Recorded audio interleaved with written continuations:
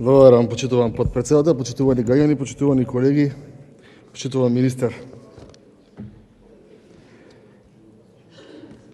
Многу почитувана колешке Лазареска, вака кога го започнавте горо, така го теравте и до крај, така имав чувство дека сте како од оние што ги гледаме клиповите од бивша Југославија, кога ќе дошол некој од Белград и сега некој локален директоров дека ние направивме ова, направивме ова, и така за тоа можеби пропаднала и државата. Како сте тргнале, тоа се случува и во Република Македонија. Значи да се вратиме од желбите во реалноста, од бајките во вистината. Идеме поред. Почитувана колешке, чести и задоволство било да се разговара за овој буџет. Во ред. Кога зборувате дека опозицијата интервенирала во буџетот со 4 милиони евра, немој да заборавите дека тоа е 0,1% и од 4,4 милиарди евра, колку што е скроен буџетот.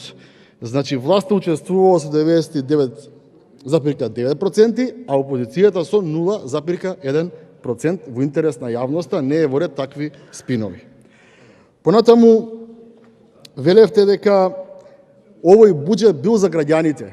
Од граѓаните за граѓаните. Не почитувана колешке, овој буџет е од граѓаните за партиските функционери на СДСМ, за партиските војници на СДСМ, за партиските функционери на ДУИ и така натаму и така натаму. Не знам како оправдате ставка на буџет 40.000 евра за пенкала, тетрадки и гумички кај првиот вице-премиер Артан Груби Величанствени и како тоа им го правите на граѓаните кои што се од вашата изборна единица. Кога ќе реагирате на такви работи, ќе бидете принципиелна, тогаш може да разговараме и на друг начин. Верите дека буџетот имал 4 цели. Првата била здравство. Колешки, најлошо се справивме со корона кризата.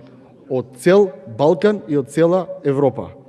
Второ, верите дека имаме забрзан економски раст.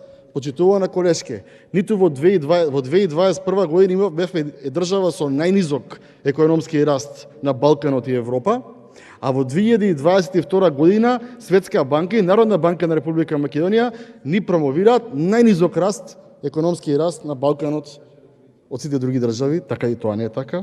Реформи во правосудство, кога ќе излезете од дека новаа говорница и ќе го прашате премиерот во заминување, зошто ќе Вилма Русковска организиран криминал ставката ја намалува веќе 2 пати, еднаш 33, еднаш 23, нешто проценти, тогаш може да разговараме за правна држава и за обвинителски систем. Така што, на крајот само ќе се завршам на образование. Рековте вака, да ви го представам буџетот за образование. Не го представувате вие, го представуваат тие од владата. Вие како пратеник треба да се грижите дали тоа е согласно интересите на граѓаните. И сега ви кажувам и ќе ве потсетам за 4 месеци. Дали ќе гласате за ребаланс на буџет кога ќе се преполоват капиталните инвестиции во образование, бидејќи се надуени. Благодарам.